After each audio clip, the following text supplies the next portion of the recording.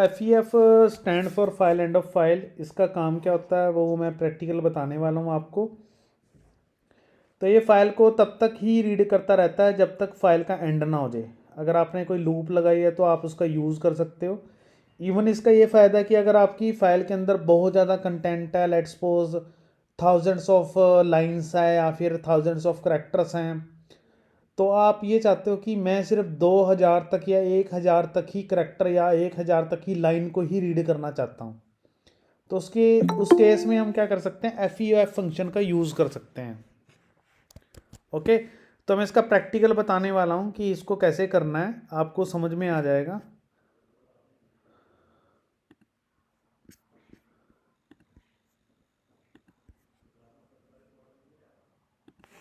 ठीक है, एक नया एग्जांपल लेते हैं।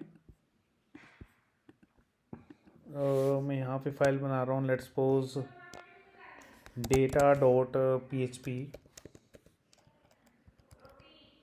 data read.php। ओके, एंड मैं यहाँ पे एक फ़ाइल और बना लेता हूँ जिसको मुझे रीड करना है। यहाँ पे एक नई फाइल बना लेते हैं, info.txt। ठीक है जी, यहाँ पे कुछ कंटेंट को हम कॉपी पेस्ट करते हैं, विकीपीडिया से ले लेते हैं।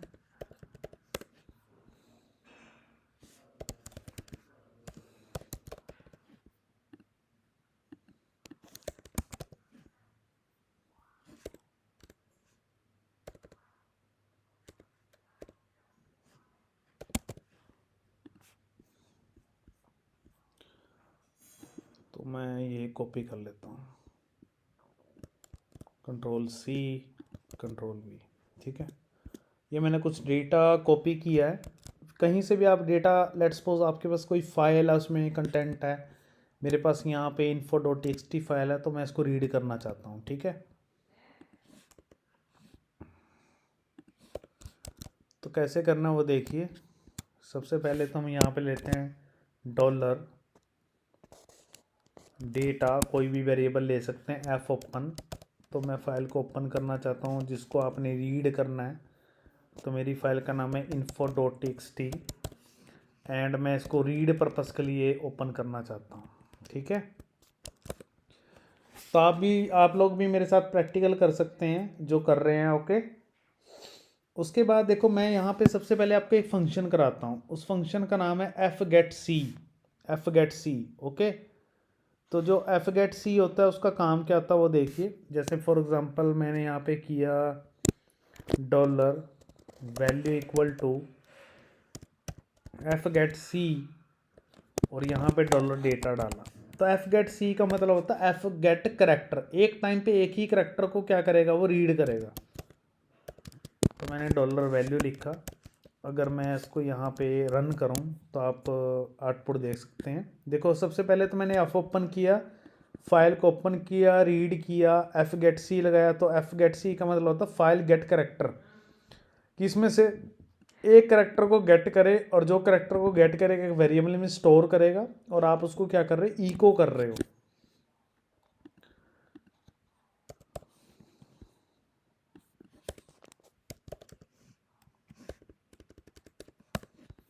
नई फाइल बनाई है मैंने, ये डेटा रीड। देखो उसने एच ही रीड किया, मेरी फाइल का पहला करेक्टर रीड किया। एफ गेट सी होता है सिंगल करेक्टर को रीड करने के लिए।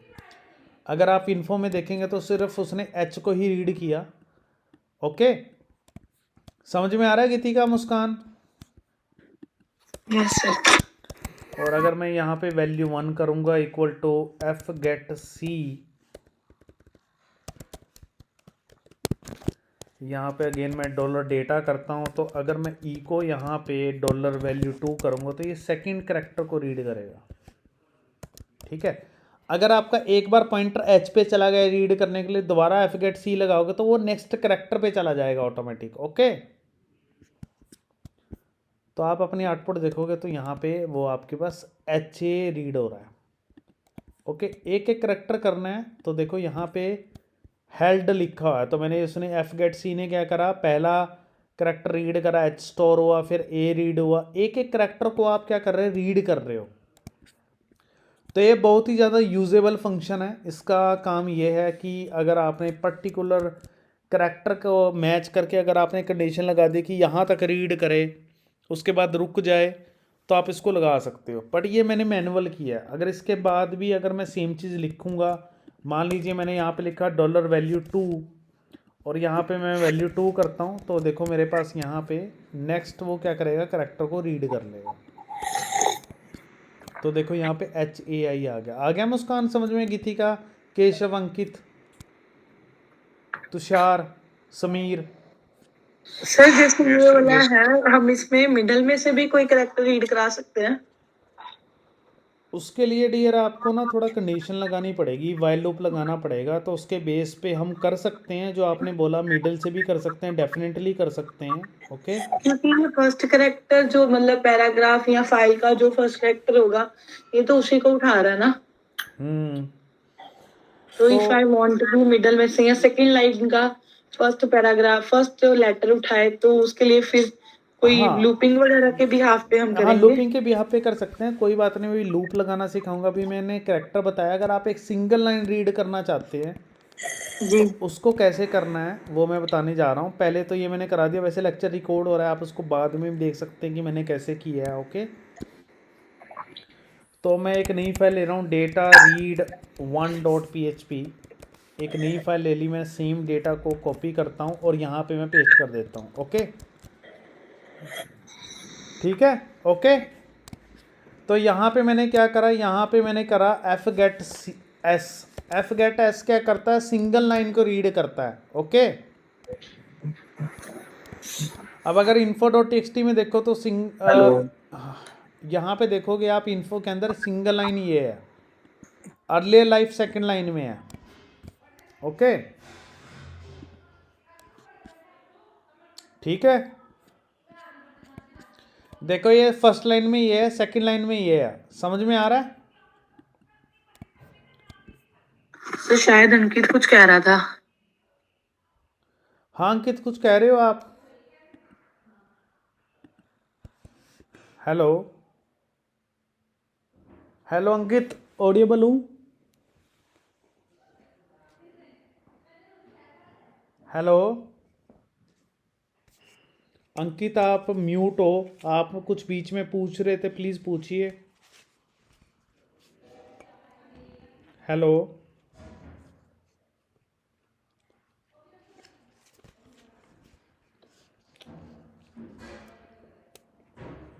नहीं सर, मैं कुछ नहीं पूछ रहा था सर। बाकी आप लोगों में से कोई पूछ रहा था, बीच में उन्होंने आवाज़ दी थी।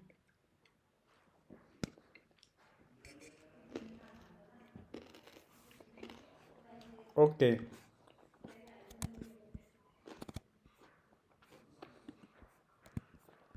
देखो लास्ट में सिंगल लाइन जो है मेरे पास, लास्ट में फास्ट पीस इन्वायरमेंट लास्ट में है, यानी कि सिंगल लाइन के अंदर है ये देखो लाइन यहाँ पे एंड हो रही है, लास्ट में जो लाइन है यहाँ पे है फास्ट पीस्ड इन्वायरमेंट। ओके, तो अगर मैं आपकी इसकी आउटपुट दिखाऊं तो लिखो लास्ट में है फास्ट पीस्ड इन्वायरमेंट, बाकी उसने कुछ भी रीड नहीं किया। एक टाइम पे अगर आप लोगों ने सिंगल लाइन रीड करनी हो तो उसके लिए यूज़ किया जाता है एफ गेट एस। ये यूज़ किया जाता है कि अगर आपने एक सिंगल लाइन को रीड करना हो। ओके, समझ में आ रहा है? अगर मैं यहाँ पे वैल्यू 1 करता हूँ समीर, अगर मैं यहाँ पे रीड करूँगा डियर, ये सेकंड लाइन रीड करेगा, देखो अर्लियर लाइफ आ गया। अगर अर्लियर लाइफ को मैं दिखाऊं तो यहाँ पे इन्फो के अंदर ये सेकंड लाइन के अंदर यहाँ पे है। ओके, समझ रहे हो? हेलो इसी तरह अगर आपने थर्ड लाइन को हाँ बोलो गीतिका भैया। ये आपने बोला ना समझ गए, तो मैंने बोला यस सर। सर एक और क्वेरी है। हाँ हाँ, जैसे हम लोगों ने ये जो info डॉट टेक्स्ट वाली फाइल है, txt वाली, वो हमने एचडी डॉक्स के अंदर रखी हुई है। हाँ जी, फोल्डर के अंदर है ना, तो इसलिए ये इसको रीड कर रहा है। तो मतलब एचडी डॉक्स के अलावा अगर कोई और यूआरएल हो तो क्या ये नहीं उसको पिकअप करेगा? बिल्कुल डेफिनेटली करेगा। तो सर आपको उसका यहाँ भी एक बार बता दो, उसका कोई फॉर्मेट जैसे आपके लैपटॉप में किसी ड्राइव में कोई पड़ा हो, देखो मैक तो में ना उसका हमें ड्राइव फिर मैं प्रॉपर देना पड़ेगा हाँ इसको वो। मैं समझ गया, मैक में ना ड्राइव नहीं होती डियर। देखो ओके, पर सर मैकबुक जैसे आपके डेस्कटॉप के या कहीं पे पड़ा होगा कुछ, अच्छा तो हमें पाथ देना पड़ेगा क्या उसका? हाँ मैं ऐसा कर सकता हूँ, बाकी सी ड्राइव का आपको पा देना पड़ेगा प्रॉपर्टी में जाके। Let me check it. Desktop पे मैं एक फ़ाइल बना, मैक में ना सिक्योरिटी इश्यूज बहुत ज़्यादा होते हैं, तो मुझे यहाँ पे एक फ़ाइल बनानी पड़ेगी। Let me check it, I do for you. पर आपको मैक के लिए समझ में आएगा। Hi how are you. नहीं सर, वो एक बार आप ऐसे कर दोगे ना तो फिर हम अपने कंप्यूटर पे पंगे ले अब वो तो सकते हो ही हैं। सकता, डेफिनेटली हो सकता है। और वो उस चीज़ को आप क्या कर सकते हो, देखो ये आर टी एफ ले रहा है ना, टी एक्स टी ले रहा है इसको। तो आप ऐसा कर सकते हैं, मैं आपको सिखा सकता हूँ। अगर अपनी स्क्रीन शेयर करो तो मैं आपको फाइल अगर अनदर टाइम में बना के मैं इसको रीड करके दिखा सकता हूँ। वो तो सर मैं खुद अभी करूंगी पंगा लेके, पर बस आप मेरे को इतना बता दो कि वो प्रॉपर पाथ लगाएंगे या हम बिल्कुल लोग जैसे प्रॉपर पाथ लगाए, इमेजेस बिल्कुल पाथ लगा, एसआरएस में लगाते थे। पाथ लगाएंगे। पर ये इस चीज़ की जरूरत ही नहीं पड़ती, पता क्यों? क्योंकि जब हमारा प्रोजेक्ट डिप्लॉय होता है जी। तो हम अपने कंप्यूटर का तो पाथ देते नहीं, क्योंकि हमारी तो वेबसाइट ऑनलाइन चल रही होती है। तो जहाँ से हमने ओके होस्टिंग ओके। ली थी वहीं पे फाइल ही होती है, फिर वो अनदर फोल्डर में हो सकती है, तो उसका पाथ हमें देना पड़ता है। ओके ओके ओके, या ठीक है फिर सर। आप उस फाइल को रीड किसी अनदर, मतलब कि यूआरएल है कोई कहीं पे और फाइल पड़ी है, उसका यूआरएल कॉपी करके आप पेस्ट करके दे सकते हैं। ओके, जी जी। तो तो वैसे सर आए। जैसे ये अभी आपने एक एक लाइन करके रीड आउट कराया, यहाँ पे तो ये पाथ टाइम कंज्यूमिंग नहीं? हाँ जी सर। यहाँ पे पाथ देना होता है हमें यहाँ पे, हाँ जी सर, वो तो मेरे को पता लग गया। Like that.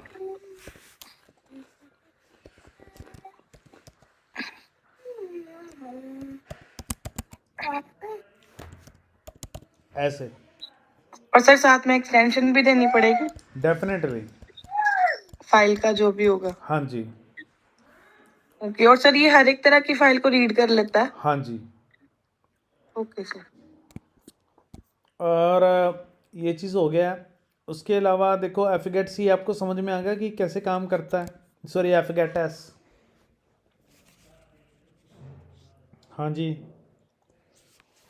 अब मैं ये चाहता सर हूँ। जैसे अभी अभी हमारे पास कितनी 4 लाइंस थी ना इसमें? हाँ नहीं, काफ़ी टेक्स्ट ज़्यादा, काफ़ी ज़्यादा है, जैसे एक ए दो फाइव। तीन सर जैसे चार। 5 तक हो गई, अगर हम इसमें आगे जाके वैल्यू 6 करते हैं, वहां पे कोई डेटा नहीं है, तो वो क्या हमें कोई एरर शो करेगा? हाँ डेफिनेटली करेगा।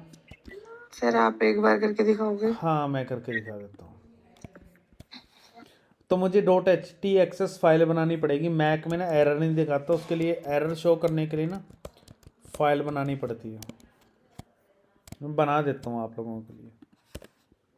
विंडो में बाय डिफ़ॉल्ट दिखाता है, बट प्रोडक्शन लेवल पे ना हमेशा लिनक्स या लिनक्स ऑपरेटिंग सिस्टम चलता है, तो उसके लिए तो डियर फिर मैक में भी सेम ही होता है। मैक का जो ओएस होता है वो और लिनक्स का होता है प्रोडक्शन लेवल का ही होता है।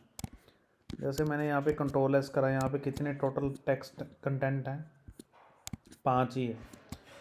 और यहाँ पे मैं ये चीज़ नहीं लगाता, अगर 5 तक प्रिंट करूँगा तो वो देखो आप 1 2, यहाँ पे मैं 3 कर देता हूँ, यहाँ पे मैं 4 कर देता हूँ, यहाँ पे मैं 5 कर देता हूँ। तो देखो उसने सारा डेटा रीड कर लिया। ओके, इसमें नेक्स्ट मैं फाइल ले रहा हूँ डेटा रीड 2.php। इसके अंदर हम सेम चीज़ वही कर रहे हैं। इसमें ये मैं चीज़ चाहता हूँ कि ये तब तक डेटा को रीड करता रहे जब तक फाइल का एंड ना हो जाए। ओके, अभी तो ऐसे मुझे एक एक करके करना पड़ेगा, तो उसके लिए हम क्या करेंगे, यहाँ पे वाइल लूप लगा देंगे। While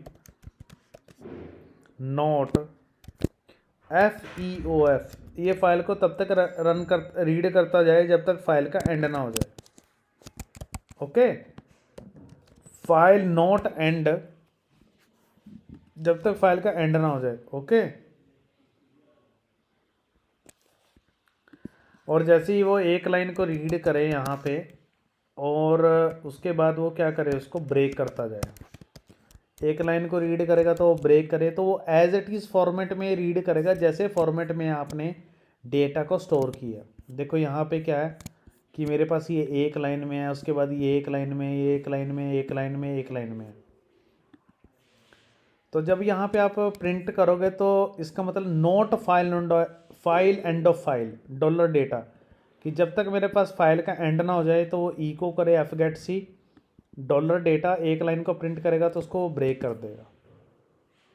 sir end of file जो है ये किसी पंचुएशन मार्क से इसको गेस करेगा या ऐसे ही उसको पता लग नहीं, जाएगा इसका कि ये फाइल इंटरनल एंड? वर्किंग है कि लास्ट में उसको पता लग जाएगा फाइल का आगे यहाँ पे एंड हो चुका है तो मुझे अब रुक जाना है। नहीं नहीं सर, जैसे लास्ट पे कोई डॉट लिखा होगा या कुछ ऐसा होगा तो पता नहीं नहीं लगेगा, नहीं या नहीं, ऐसे नॉर्मली उसको पता लग जाएगा? नॉर्मली पता लगेगा। उसकी कोई पीएचपी का अपना खुद का फंक्शन है जिसके बेस पे वो मतलब कि पता लगाता होगा कि यहाँ पे इसका फाइल का एंड हो चुका है। तो ये देखो उसने एज इट इज ही प्रिंट करा, जैसे मैंने अपनी फाइल के अंदर लिखा था उसने वैसे ही प्रिंट किया। ये देखो, ओके, ये देखो, समझ में आ रहा है?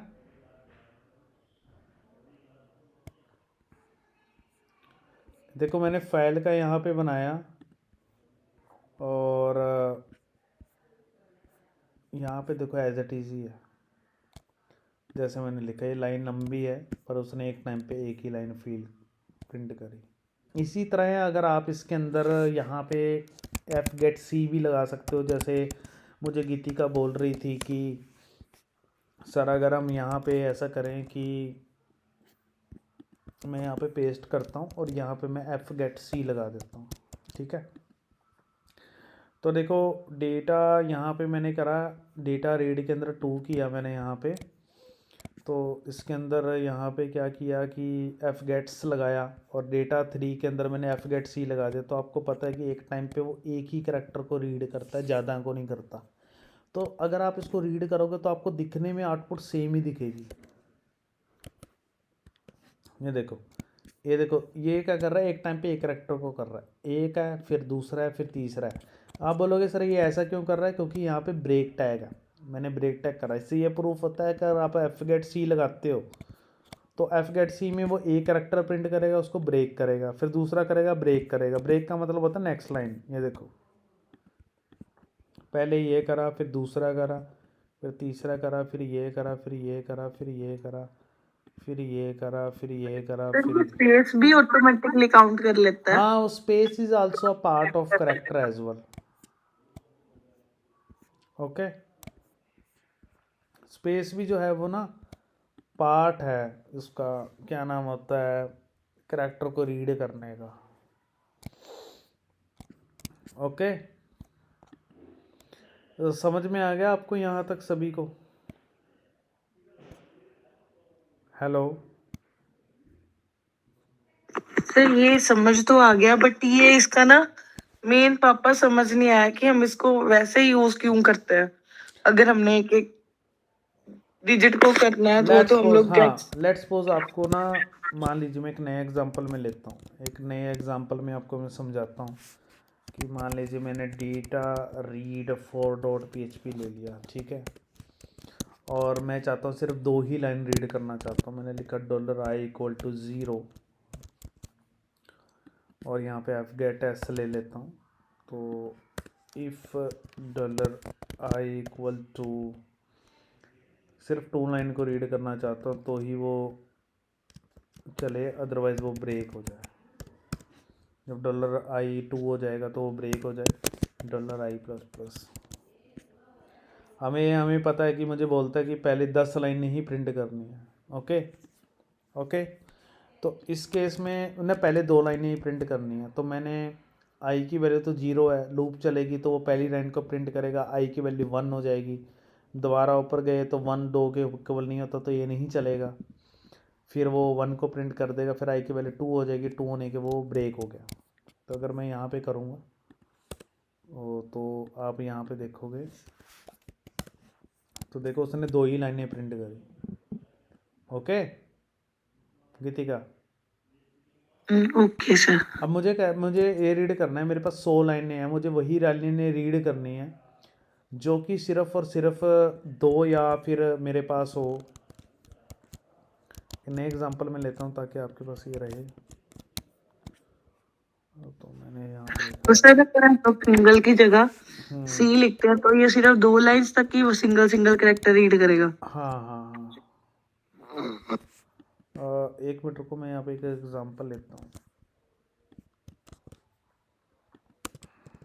तो मैं 2, ठीक है, तो कंडीशन होगी है मेरे पास ट्रू, क्योंकि 2 से बड़ा है, and 3 less than equal to 4, condition true है, तो वो तीसरी लाइन को प्रिंट करेगा, यानी कि वो प्रिंट करेगा बोर्न वाली चीज़ को। बिल्कुल सही है। उसके बाद उसको प्रिंट करने के बाद वो क्या करेगा, यहाँ पे ये एल्स के अंदर आएगा। मुझे पता लग गया प्रॉब्लम कहाँ पे है, ये एल्स के अंदर आएगा। अगर कंडीशन फॉल्स होती है तो वो दूसरे वाला रीड करे, ठीक है।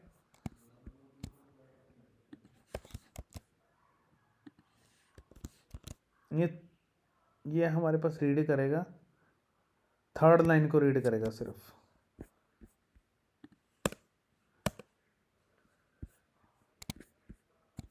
जीरो ग्रेटर देन 2, हाँ, 1 को भी प्रिंट कर रहा है, 1 ग्रेटर देन 2, 0 1 से अगर बड़ा नहीं होता, 1 ग्रेटर देन 1 2, और 2 और 3 को प्रिंट करना चाहिए उसको।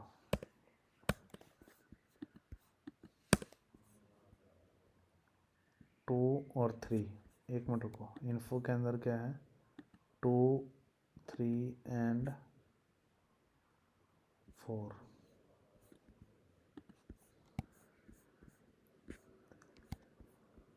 एक मिनट रुको यार, यहाँ पे आई की वैल्यू 0 है, तो 0 ग्रेटर देन 1 कंडीशन फॉल्स होगी, 0 लेस देन 4 कंडीशन फॉल्स है, तो ये आगे बढ़ेगा, आई हो जाएगा 1, ये कंडीशन फॉल्स है, तो ये 1 को रीड करेगा। ये जब जाएगा 2 पे, 2 ग्रेटर देन 1 है एंड 2 लेस देन 4 है, तो ये उसको प्रिंट करेगा, यानी कि 2 पोजीशन पे क्या है, 0 1 2, तो 2 पोजीशन पे मतलब कि यह बोर्न ऑन, ये वाला प्रिंट हो गया 2 पोजीशन पे।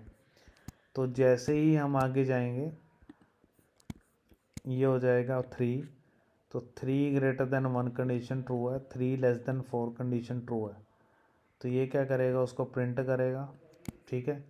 तो ये प्रिंट करेगा हमारे पास अर्लियर करियर को, अर्लियर करियर हमारे पास आउटपुट के अंदर यहाँ पे प्रिंट हो गया, ठीक है जी।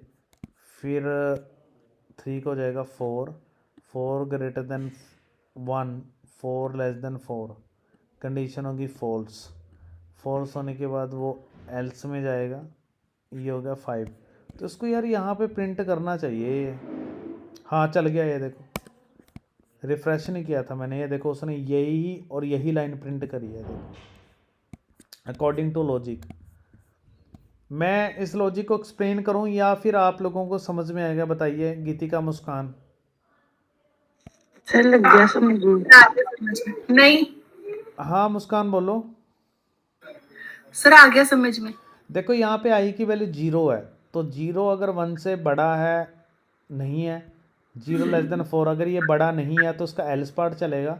एल्स में क्या करेगा, पहले वाली चीज़ को रीड कर लेगा, पर वो प्रिंट नहीं कर रहा, उसका पॉइंटर क्या करेगा, पॉइंटर यहाँ पे सेट हो जाएगा, पॉइंटर यहाँ पे चला गया, ओके। सर मुझे आ गया समझ में, नहीं किसी और को बोल रही थी। हाँ कोई बात नहीं, फिर ये 1 हो गया, तो जब यहाँ पे जाएंगे तो 1 ग्रेटर देन 1, ये भी कंडीशन फॉल्स होगी, तो इसका पॉइंटर ना आगे खिसक जाएगा यहाँ पे, तो ये यहाँ पे आ गया 2 पे। तो 2 पे जब आएगा तो यहाँ पे अपन जब आएंगे ना, 2 greater than 1 condition true, 2 less than 4 condition भी, ये भी ट्रू होगी, तो वो उसको चीज़ को प्रिंट करेगा, 2 का हो जाएगा मेरे पास 3, क्योंकि ये तो चलेगा नहीं, 3 हो जाएगा, तो 3 जब ऊपर जाएगी लूप, 3 ग्रेटर देन 1, ये भी कंडीशन 3 लेस देन 4, तो ये क्या करेगा, इस चीज़ को प्रिंट कर देगा। अब फिर वो आगे जाएगा, तो आगे जाने के बाद क्या होगा, तो ये कंडीशन हो जाएगी फॉल्स, तो आगे बस वो प्रिंट ही नहीं करेगा। पता लग गया गीतिका, जब तुम कह रही थी कि मुझे क्या प्रिंट करना है पर्टिकुलर में, यस सर। हाँ, तो यहाँ पे मैं करेक्टर भी सेट कर सकता हूँ कि मुझे अगर 20 करेक्टर के बाद ही इस चीज़ को रीड करना, तो वो कैसे करेंगे वो भी मैं आपको दिखा देता हूँ।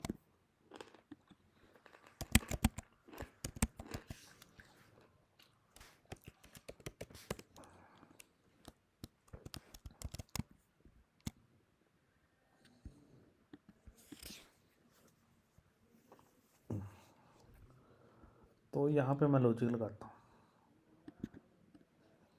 मुझे उस करेक्टर को रीड करना है जिसकी करेक्टर की पोजीशन 20 हो, $i greater than equal to 20, वहाँ से वो शुरू करे। ये सारा कुछ सही है, सिर्फ यहाँ पे एफ गेट सी आ जाएगा, एल्स में वो आगे पॉइंटर सरकता जाएगा और यहाँ पे एफ गेट सी हो जाएगा। ब्रेक लगाने की ज़रूरत नहीं है, चलो एक साथ ही प्रिंट करें। तो जब मैं आपको यहाँ पे दिखाऊंगा, देखो 20 कैरेक्टर से उसने रीड करना शुरू किया।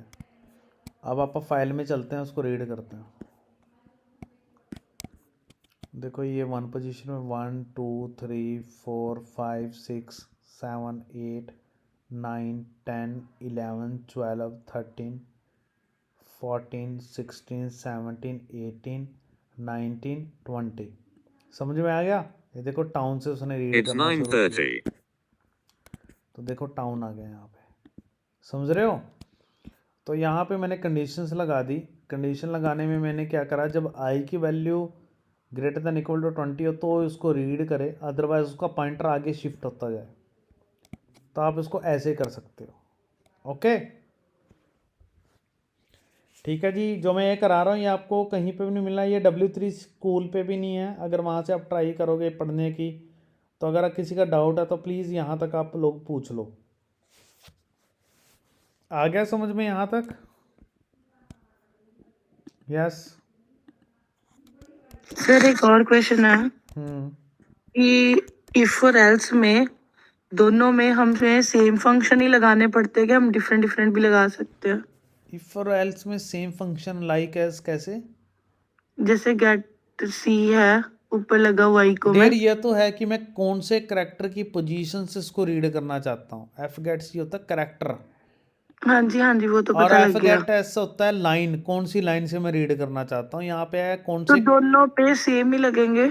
सेम ही लगेंगे। एफ गेट सी होता है सिंगल करेक्टर को गेट करता है, और एफ गेट एस होता है लाइन्स को गेट करता है। नहीं मैं मेरे कहने का मतलब जैसे कि अगर ट्रू हो पार्ट ये वाला ऊपर वाला तो करेक्टर रीड हो, अगर फॉल्स हो तो लाइन रीड हो, ऐसे कुछ होएगा? हो सकता है कि नहीं होता? क्या क्या पहले पहले क्या हो? ऊपर अगर तो कंडीशन ट्रू है तो ऊपर हाँ वाला पार्ट चलता है ना हमारा, इफ वाला, इफ के हाँ अंदर वाली, हाँ। उसमें हमने एफ गेट सी लगाया हुआ है, करेक्टर रीड कर रहा है ना? एल्स में, इफ में हाँ इफ में वो प्रिंट करेगा। वो 20 करेक्टर अगर से आगे अगर वाला अगर प्रिंट ये करेगा। फॉल्स हुआ ना, तो वो क्या करेगा, एक आगे खिसका देगा बट उसको प्रिंट नहीं करेगा। यानी कि जो पॉइंटर वो रीड कर रहा होगा तो अगले पे पॉइंट पे शिफ्ट हो जाएगा वो। Okay sir. हाँ, यहाँ पे पॉइंटर शिफ्ट करना पड़ता है। जैसे फॉर एग्जांपल मैंने इफ़ हुआ तो ये प्रिंट करे, अगर नहीं होगा तो ना जो इसके आगे वाई होगा तो वो उसको प्रिंट नहीं करेगा, बट जब आगे ऊपर लूप जाएगी तो वो उसको अगले नंबर से कंसिडर करेगा। पॉइंटर इसमें आगे इंक्रीज करना पड़ता है, वो ऐसे होता है। मतलब कि उसको आपको अगर प्रिंट नहीं करना तो ई को मत करो, बट वो आगे शिफ्ट उसका करेक्टर को सेट करके चलेगा। Okay, okay sir. समझ में आ गया आपको? जी हाँ, और आगे करें फिर अब नेक्स्ट। नहीं सर, बहुत है आज के लिए तो। मैंने रीड एंड वो बताना था, वे राइट करना, किसी भी फाइल आपने क्रिएट की उसको राइट कैसे कराना है। छोटा सा है, कर लो, इजी है। मैं इसका एक नया रिपोजिटरी बना के फाइल हैंडलिंग का एक नया सेव कर दूंगा। जैसे मैंने लिखा राइट फाइल डॉट PHP, यहाँ से मैं PHP तो शुरू। फाइल हैंडलिंग सारा करने वाला पड़ा हुआ अभी, कल वाला भी। हाँ हाँ कोई बात नहीं, मैंने वो ये छोटा सा है, इसको देख लो बस, ठीक है। तो जैसे फॉर एग्जांपल राइट मोड मैंने आपकी कॉपी पे लिखवाया था, आप लोग एक बार उस कॉपी को ओपन करो जो मैंने राइट मोड बताया था उसका काम क्या है। जैसे मैंने लिखा यहाँ पे pankaj.txt और यहाँ पे मैंने w लिखा, ओके ठीक है जी। और मैं यहाँ पे लिख देता हूँ इको फाइल क्रिएटेड सक्सेसफुली।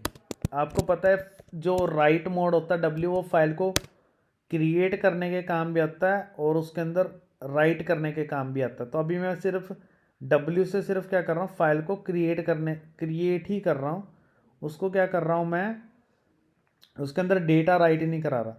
तो मैंने लिखा फाइल क्रिएटेड सक्सेसफुली,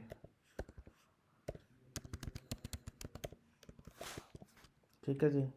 तो मैं Ctrl+S करता हूँ, तो यहाँ पे हम लिखते हैं right file dot php।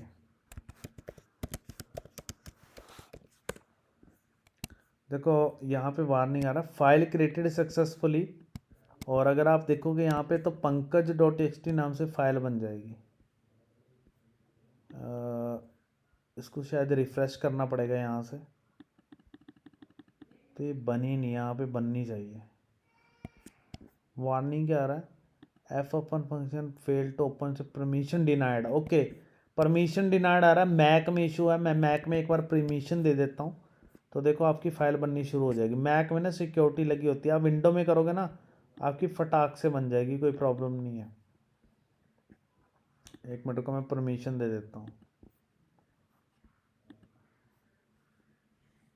Password डालता हूँ मैं। मैक में ना वायरस भी एंटर नहीं कर सकता, कोई फाइल अपनी मर्जी से भी नहीं बन सकती।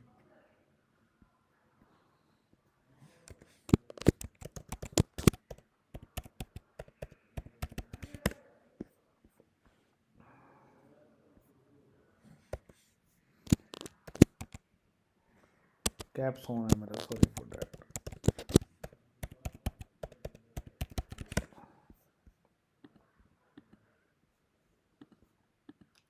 रीड एंड राइट परमिशन दे देता हूँ कि कोई भी बंदा इसके अंदर रीड कर सकता है एंड राइट कर सकता है। इसको मैंने बंद कर दिया और आपको मैं चेक करके दिखाता हूँ। अब ये एरर नहीं आएगा मेरे पास।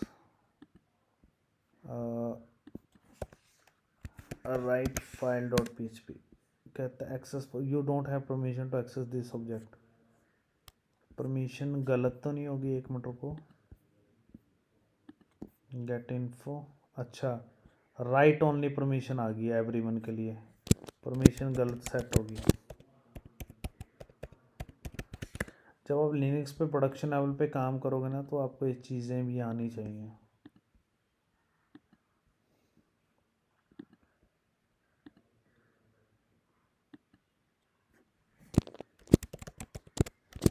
विंडो में ऐसा कोई प्रॉब्लम नहीं है, ठीक है जी। तो इनक्लोज ओके एंड दोबारा मैंने लॉक की थी। अब चेक करते हैं अपनी फाइल को। देखो फाइल रेडी सक्सेसफुली, अब फाइल बन गई है। और आप VS कोड में चलते हैं, देखो pankaj.txt नाम से फाइल बन गई। अगर मैं यहाँ पे लिखता हूँ geetika.txt, आप लोगों को कुछ करने की जरूरत नहीं, विंडो में है तो आपकी ऑटोमेटिक बनती रहेंगी। अब इसको रन करता हूँ, देखो फाइल क्रिएटेड सक्सेसफुली, तो यहाँ पे गीतिका नाम से फाइल बन गई। देखो W का मतलब होता है फाइल को क्रिएट करना, और अगर आप कोई ऐसी फाइल का नाम दे दोगे जो पहले से बनी है, जैसे ये बनी है, तो ये क्या करेगा, उसको ओवरराइट कर देगा। ये मैंने बाकायदा कल के मोड में भी बताया था। अगर मैं फाइल का नाम सेम दे दूंगा तो जो पहले से फाइल बनी है अगर आप उसका W यूज़ कर रहे हो तो वो क्या करेगा, एग्जिस्टिंग डेटा को इरेज कर देगा, एक न्यू डेटा डाल देगा। देखो अभी तो यहाँ पे डेटा है, पर अगर मैं इसको रन करूँगा तो देखो मेरा इन्फो नाम से न्यू फाइल बनाएगा और एग्जिस्टिंग डेटा को वो क्या कर देगा, इरेज कर देगा। ठीक है मुस्कान, गीतिका, अंकित, केशव? Yes sir. हाँ हाँ जी सर। हाँ, तो बस यहीं तक ही है। बाकी मैं यार आप लोगों